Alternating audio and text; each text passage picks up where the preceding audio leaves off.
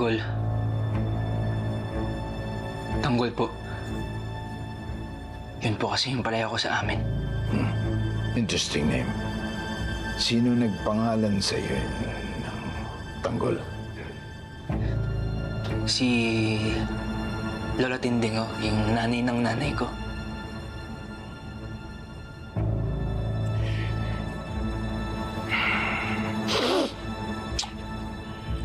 Alam mo, mayaman ako.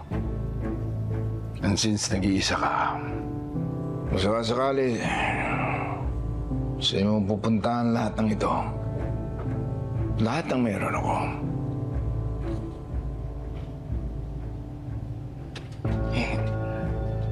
Pasensya na ako, hindi ko po alam. Well, you're about to find out. Ano gusto mo? Bahay? Kotse? Kotse. Marilo. Mamahaling damit. Aparel. Whatever. Mansyon. Gusto mo?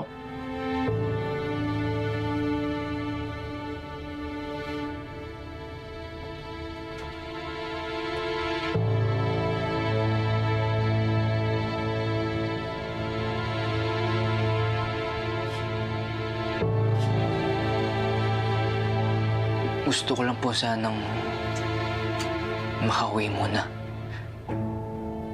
Kung okay lang, sir. Bakit pa? Kasi po, pag na po kasi ako wala sa bahay eh. Sigurado po nag-aalala na po yung pamilya ko, lalo na si tatay.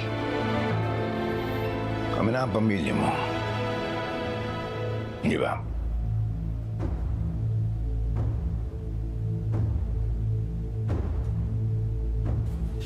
No,